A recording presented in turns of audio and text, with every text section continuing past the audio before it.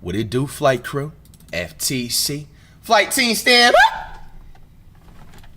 I still ain't sober. It is now October. JxmyHighroller, welcome to the NBA. Let's check it out. From the thumbnail, I'm gonna guess it's about Cooper Flag.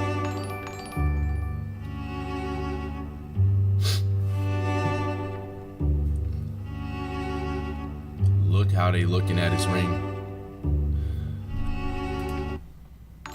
Oh, this is the day one of the Thunder game. I didn't even notice that. Damn. Yo, them niggas is messy as hell, bro. They got Melo, Vince Carter, and T-Mac. They happen to catch them at the right time looking.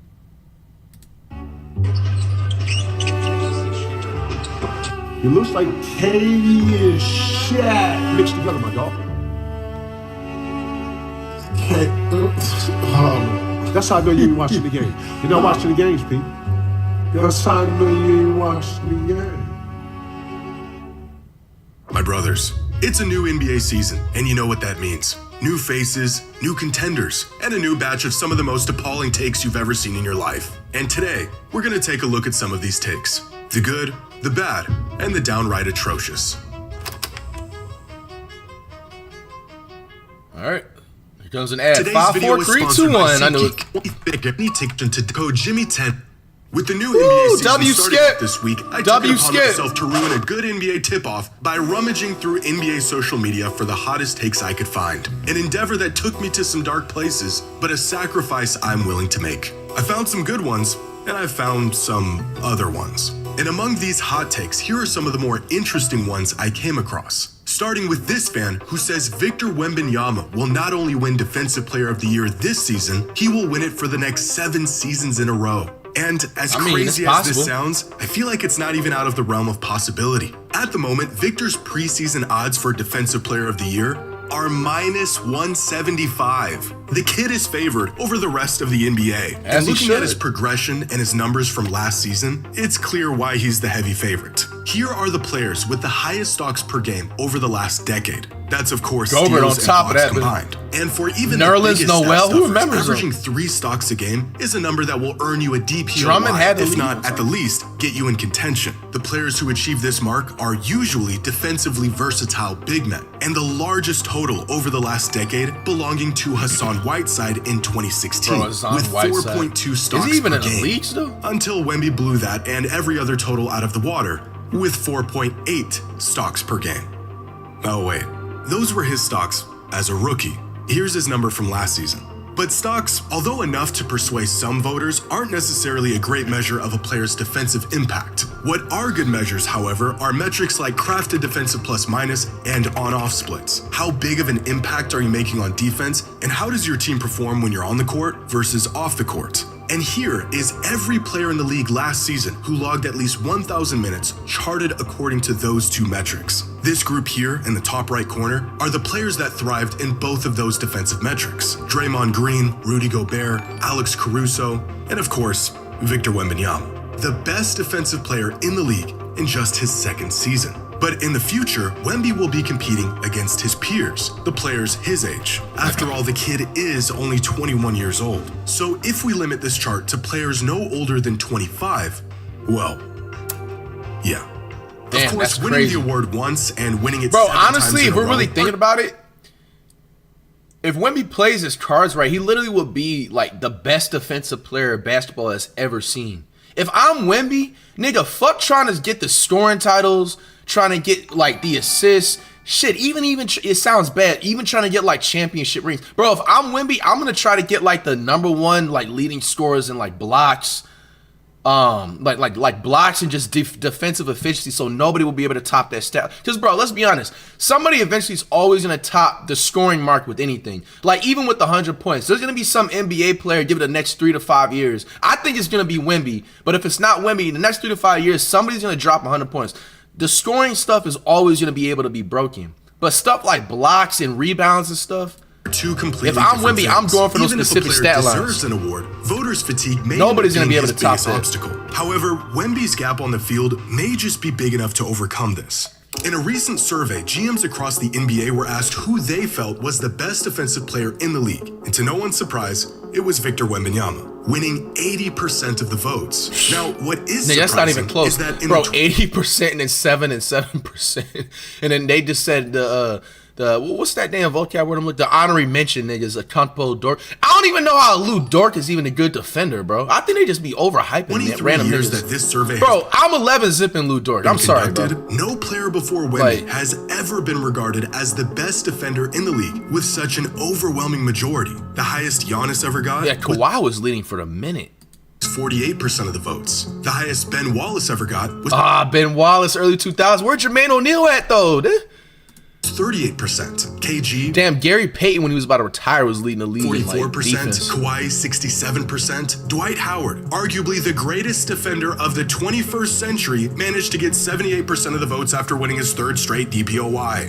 And then there's Victor, entering just his third season in the league. So if winning the award is just as much about convincing fans and voters of your merits as it is about the actual impact you have on the game, then you might as well ship the award to Wemby's house right now. But the one thing that could prevent him from ship the sweeping award this to his award house. for the foreseeable future is the very reason why he didn't win it last season. The kid was dealing with an injury, he missed too many games, and he was ineligible for the award. So which scary, is a very bro. real possibility as to why he may not end up winning it in future seasons. But as long as he's got 2 good knees and an 8-foot wingspan, it's hard to imagine anyone else earning the award over him for quite a while. So as crazy as this claim looks, this is a good take. Now, this next take comes from Bill Simmons in a recent podcast he did with Zach Lowe discussing the future of Nikola Jokic's legacy if things fall in his favor this season. Is there a star player with a bigger legacy shift brewing on a pot on the stove than Jokic this year? Because if they win the title and he wins MVP again, I think he's indisputably one of the best 10 players ever. I think that has to be the outcome. I just don't see how he's not on a top 10 list after that. He has to be. But if Every he year. gets the second one, the names he's next to immediately, not next to like, oh, 3 more years, it's next to immediately are like the holy pantheon of NBA players. He has to be with Bird and Magic at that point. Yeah. He's next to them. Yeah. Now, there's a really big if going on here. If Jokic can win another title this season, which in that case would undoubtedly be paired with a finals MVP and another regular season MVP to go along with it, would that make him not happening. just top 10 all time, but even creeping near top 5 territory, right up there with Bird and Magic? And to me, this is a no-brainer. But to my surprise, this was a scorching take for some fans. Many fans would still have him outside of the top 10. Facts, because somewhere they know between ball, 12 bro. What is with the Jokic glaze, bro? 18, It's like, bro, which they're is pushing. absolute- Like, whoever Jokic's PR team is, they need to be getting a raise. I'm not going to lie. Because, like, dude, absurd. the It's last tough to 2-3 NBA seasons, I've never seen, make a top 10 like, list no that's type of, like basketball analysts glaze a player the way they glaze But there Jokic, is bro. a consensus top 12 that pretty much every fan Like, agrees. nigga, personally, some days, I'm taking Anthony Davis over Jokic, bro. I'm just And saying, like, it's these 12 players in no particular order. And when you compare Jokic's numbers and accomplishments with these guys, assuming oh, Curry's on top. That's all I need to see. Yes, sir. he pulls off the season Simmons described, Jokic clearly belongs in this group and even ahead of a handful of them. There's only 3 players in NBA history who have more than 4 MVPs. Only 5 players in NBA history who have more than 2 finals MVPs. And in terms of statistical impact, Jokic's numbers are just flat out better than anyone's. He's now the all-time leader in virtually every advanced metric and increasing his lead on the field with each season. The only thing holding him back from crashing the party at this point is championships. But that is a huge if. Winning a title is the toughest thing to do in the sport. Winning an MVP in the same season, even rarer. But a historic season like this may be in the cards for Jokic in 2026. After a busy offseason, the Nuggets have now surrounded Jokic with arguably the best roster he's had in his career. They've added depth at the center spot with Valanciunas, they've bolstered their shooting with Tim Hardaway Jr., and they've upgraded their starting lineup with the addition of Cam Johnson. Moves that have made them one of the favorites to win the title this season, with better odds than they've had in any season since their title run in 2023. And in terms of an MVP, there is no player more perpetual and inevitable than Jokic. The guy always plays, his numbers are insane, and they haven't budged in a half a decade. His team looks to be better, so they're set up nicely to grab a top seed. And after averaging a 30-point triple-double last season and still coming up short in the MVP race... Wait, he averaged 30-point triple-double? The MVP narrative is in his favor this season, similar to what happened in 2024 after losing to Embiid in the previous season. In pretty much any other scenario, it would be comical to hint at a player having a historic season like this. But this is prime Nikola Jokic we're talking about, coming off the best individual season of his career with possibly the best roster of his career. And if he could pull it off, I agree with Bill. He would undeniably be a top 10 player of all time with the likes of Bird and Magic. This is a great take.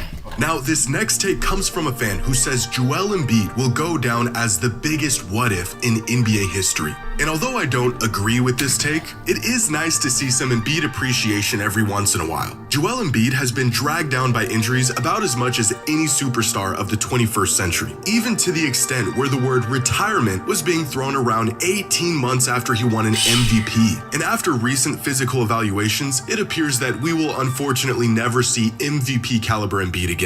Damn. Now, I understand why a lot of people... Do y'all think that? Wait, how old is Embiid again? He is... Oh, he's only 31. Sheesh. Hey, man, y'all think Embiid is done with his career? They're trying to write him off?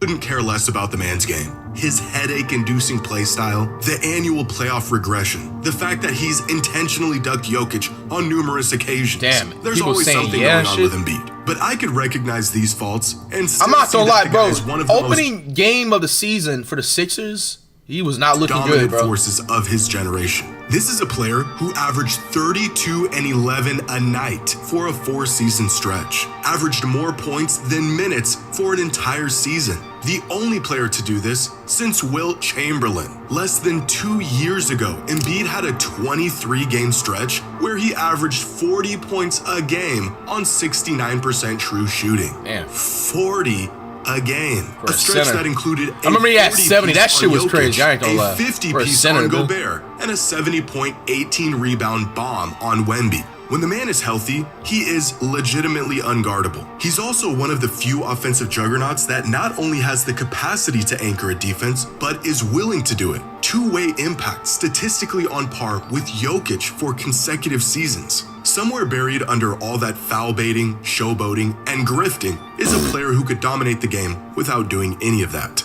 But with that being said, I don't think Embiid can be the biggest what if of all time for all of those reasons. We have already seen him at the peak of his powers for multiple seasons. Insane individual numbers that never culminated into any tangible success in the postseason. Whereas other big what ifs like Derrick Rose and Bill Walton were league MVPs with playoff success, but Wait, sustained Bill Walton won an MVP? career-altering injuries before they even hit their peak. They were proven formulas who got hurt the moment they were impacting the league. There's also the what-ifs in the form of players who had all the potential in the world, but got hurt before they could even tap into it. Greg Oden, Penny Hardaway, Brandon Roy, Grant Hill, reduced to a fraction of their abilities so early in their careers, all we were left wondering bro, 'cause is now the what if they technology hadn't got gotten better, hurt? they can- Having a they came near back faster. career-ending injury just 33 games after hoisting an MVP trophy will certainly get your name thrown into Hell some does what-if need. conversations. But sustaining that injury at 30 is a lot different than sustaining it at 23. For the better part of a decade, we saw the extent to which Embiid could dominate games, so there really isn't much what-if left in the tank. If anything, I would put him in the "it's a shame this guy couldn't stay healthy" category, with players like Tracy McGrady, Kawhi Leonard, Yao Ming, Amari Stoudemire, all-time talents who met their potential but couldn't put it together for more than a season or two at a time without their bodies failing them.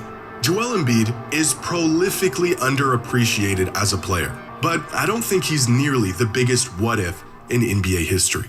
Now, our last Yeah, take I comes ain't from gonna a lie. fan who says the NBA is too talented. We all know we're stating not the that biggest Embiid or Joel fan, but bro, he definitely, without a doubt, lived up to his. Even if he happened to just like retire right now, he lived up to his potential, bro. A player that's dropping 70 points as a center, like that's everything I need to tell you about the him. globalization of the Maybe like avoid missing, yes. Another player that doesn't have a ring in that category, that's a superstar, yes. But to say that he didn't live up to his potential, I think that's just realistically just kind of selfish. Apron have made teams impatient and left a lot of NBA caliber players out of a job. And although I understand the sentiment, and the NBA is certainly the most talented it's ever been, I don't think the NBA is too talented. The reason why we're now seeing so many talented, capable players miss out on roster spots is because not only has the floor for NBA talent increased drastically over the last decade, but because teams have also gotten drastically smarter over the last decade. Talent alone, for the most part, is no longer enough to keep a spot in the league. Organizations are now prioritizing things like fit and a player's role and how they can contribute and blend into a system over sheer talent and skill set.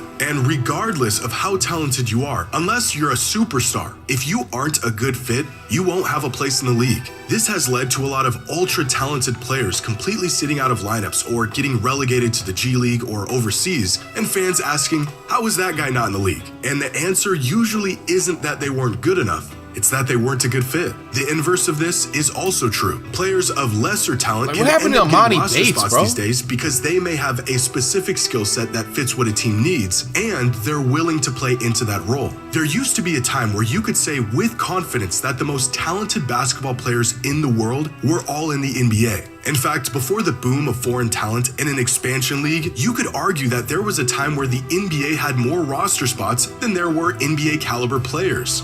But this is no longer the case. Today, there are more players with NBA talent than there are NBA jobs, and more NBA level players not in the NBA than ever before. And while the talent pool continues to grow seemingly exponentially, the number of roster spots has stayed the same. But you can still find examples today of players who are so talented: DeAndre Ayton, Russell Westbrook, Ben Simmons, and on the upper end, Jordan Poole, D'Angelo Russell, Zach LaVine, that teams are more than happy to pay up and have them on their roster, regardless of if their playstyle or skill set is conducive to the system. And this approach just isn't good enough to win games in today's NBA. And I think as teams continue to get smarter, we'll see less of this and see even more talent leak out of the NBA. Recently on his podcast, Jaylen Brown had a great take on this.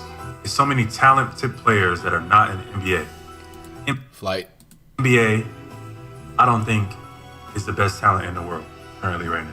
They're taking like the utility guy draft approach, where they just drafting guys that they know are not going to be stars, but will be great role players to develop. So the actually most talented players, it's a lot of talented guys that's not in the NBA right now. That's a fact, bro. Like I've said this, Ben said this already, bro. Jaylen Brown, I agree with half of his point right there. Another thing, especially in this time period in the generation, bro, what it's coming down to just even making at least the NBA. We'll just speak about the NBA, not other sports professional leagues, bro. It's honestly also coming down with you making the NBA like your social. It sounds crazy, but bro, hear me out. Like your social media presence and following. And what I mean by that, they're gonna nowadays in the NBA, they're gonna look to draft a player that's like a 3-star, but he has like 500,000 followers on IG. He has a big ass community behind him, backing him up and shit like that. He has good agents and good people that are connected to the NBA versus a player that's actually a legitimate 5-star and maybe doesn't have a big following like that on social media because he doesn't really know how to like utilize it, or he just don't be on social like that at all. Because they're looking at the nigga that's like a 3-star with the following on, so they're looking at, okay, like maybe he may not be like the next big thing in the NBA, but he can possibly still be that. But at the same time, this nigga has a community behind him, which means, okay, let's draft him on the Lakers. He's gonna have motherfucking fans that's gonna buy tickets. Bro, this shit is all politics now, bro. Like, and I'm trying to tell you, like, it's came down to that. Like, don't get it twisted. A 5-star is gonna always be looked at first over the 3-star, but if the 3-star knows how to promote themselves, they have a great PR team, they got a good following on social media and a good community, bro, they're gonna be looked at first now, bro. And it sucks, it's like that, but the game has changed. Nigga, that's just how it is, bro. In the 2000s, the best players within the league. Nowadays, why do you think I talked about the 2000s so much, bro? Brown just said it. The best was in the 2000s. That is not the case. Talent will always be the great filter of the NBA. It decides who gets a chance and who doesn't. But fit and cohesion are more important now than ever before. So I don't think the NBA is too talented. Teams have just shifted their priorities, and talent alone is no longer enough to make it in the league. But I can appreciate this take. Bro, it's literally coming out. It's always been like that to make pro sports of like who you know, but now it's like more of who you know versus the talent. And let me know what you think. Share your hot takes in the comments below. And as always, the hotter, the better. The hotter, the better. What you mean by that, JxmyHighroller? Alright, just explain that next video. Alright, shout out to JxmyHighroller. A lot of good points made in this video. Don't let it go over.